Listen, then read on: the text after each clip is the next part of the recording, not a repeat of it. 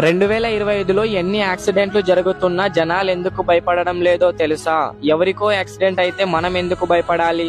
వాళ్లకు యాక్సిడెంట్ అయిందని మనకు అవుతుందా అని ఓవర్ కాన్ఫిడెన్స్ తో ముందుకు పోతున్నారు.